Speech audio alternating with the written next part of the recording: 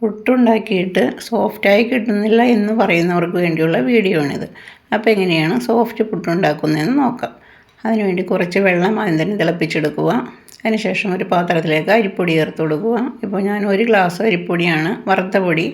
ഇത് പുട്ടുപൊടിയാണ്. ഇതിലേക്ക് ഒരു 1/4 ടീസ്പൂൺ ഉപ്പ് ചേർത്ത് കൊടുക്കുക. എന്നിട്ട് നന്നായിട്ടൊന്ന് മിക്സ് ചെയ്യുക.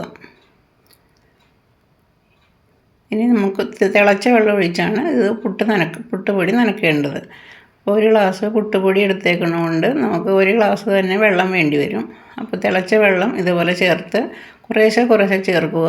എന്നിട്ട് മിക്സ് ചെയ്യുക. 1 സ്പൂൺ കൊണ്ട് തന്നെ മിക്സ് ചെയ്യുക, തിളച്ച വെള്ളമായതുകൊണ്ട്. ഇതാണ് ആദ്യത്തെ ടിപ്പ്.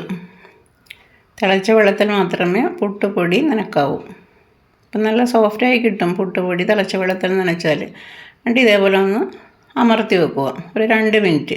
ഇപ്പോൾ 2 മിനിറ്റ് കഴിയുമ്പോൾ പൊടി നന്നായിട്ട് കുതിർന്നിട്ടുണ്ടാവും. ഇനി നമുക്ക് നേരെ ചൂടോടുകൂടി തന്നെ ഇത് കട്ടകളൊക്കെ ഉടച്ച് ഇതേപോലെ തിരുമ്മിയെടുക്കുക. സാധാരണ പുട്ടിന് നനക്കുന്ന പോലെ തന്നെ ഇതുപോലെ നനച്ച് തിരുമ്മിയെടുത്താൽ മതി. നന്നായിട്ട് തിരുമ്മിയതിന് ശേഷം തിരുമ്മിയെടുത്തിട്ടുണ്ട്. ഇനി ലാസ്റ്റ് ചേർക്കുന്നത് നമുക്ക് 1 പിടി തേങ്ങ ഇതിലേക്ക് ചേർത്ത് കൊടുക്കുക. ഇതാണ് രണ്ടാമത്തെ ടിപ്പ്. ഇപ്പോൾ തേങ്ങ ചേർത്ത് ഇതേപോലെ നല്ല സോഫ്റ്റായിട്ട് ഒന്ന് വെറുതെ തിരുമ്മിയാൽ മതി. അപ്പോൾ ഇത് പുട്ടുണ്ടാക്കുമ്പോൾ നല്ല പൊടികൾ തമ്മിൽ ഒട്ടി പിടിക്കാതെ നല്ല സോഫ്റ്റായിട്ടിരിക്കാൻ ഇത് സഹായിക്കും. 1 പിടി തേങ്ങയെങ്കിലും ഇതേപോലെ ചേർത്ത് കൊടുക്കുക.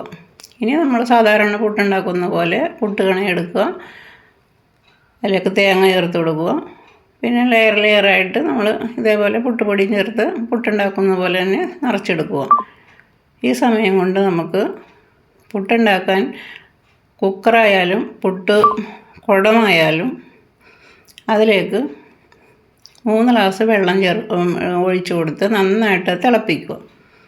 നന്നായിട്ട് തിളച്ചതിന് ശേഷം മാത്രം പുട്ടുകണ അതിലേക്ക് വെച്ച് കൊടുക്കുക. അപ്പോൾ പെട്ടെന്ന് തന്നെ ഇത് ആവി വന്ന് മുകളിലേക്ക് ഒറ്റയടിക്ക് തന്നെ ആവി കയറി പുട്ട് ഉറച്ചു പോകാതെ നല്ല ലൂസായിട്ട് കിട്ടും. ഇതാണ് എൻ്റെ 3ാമത്തെ ടിപ്പ്. അപ്പോൾ എപ്പോഴും അത് ശ്രദ്ധിക്കുക. നന്നായിട്ട് വെള്ളം തിളച്ചതിന് ശേഷം പുട്ട് കണ വെച്ച് കൊടുക്കുക. ഇപ്പോൾ കുക്കറിൽ എൻ്റെ വെള്ളം നന്നായിട്ട് തിളച്ചിട്ടുണ്ട്. ഇതങ്ങോട്ട് വെച്ച് കൊടുക്കുമ്പോൾ തന്നെ ഇത് ആവി മുകളിലേക്ക് പെട്ടെന്ന് തന്നെ ഒറ്റയടിക്ക് തന്നെ മുകളിലേക്ക് കയറും. ശരിക്കും 7 മിനിറ്റേ ഉള്ളൂ നമ്മുടെ പുട്ടിൻ്റെ വേവ്. അപ്പോൾ അതുകൊണ്ട് ആദ്യത്തെ 3 മിനിറ്റ് നല്ല ഹൈ ഫ്ലെയിമിൽ വെക്കുക, 3 മിനിറ്റ് മീഡിയം ഫ്ലെയിമിൽ വെക്കുക. എടുക്കുന്നതിന് 1 മിനിറ്റ് മുമ്പ് നല്ല ഹൈ ഫ്ലെയിമിൽ വെക്കുക. ഇത്രേ ഉള്ളൂ പുട്ടിൻ്റെ വേവ്. സിമ്മിൽ വെക്കരുത്.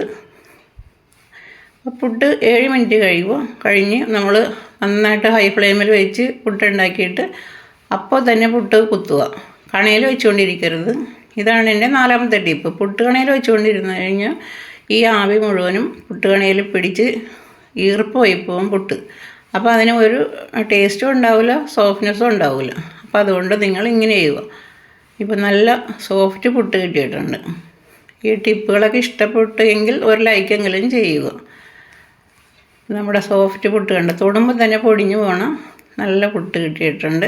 ഇതേപോലെ നിങ്ങളൊന്ന് ചെയ്തു നോക്കുക. നമുക്കിത് പഴമൊക്കെ കൂട്ടി കഴിക്കാം. അപ്പോൾ ഈ റെസിപ്പി ഇഷ്ടമായാൽ ലൈക്ക് ചെയ്യാനും കമൻറ്റ് ചെയ്യാനും ഷെയർ ചെയ്യാനും സബ്സ്ക്രൈബ് ചെയ്യാനും മറക്കരുത്. അടുത്ത ഈസി റെസിപ്പിയുമായി നാളെ വരാം.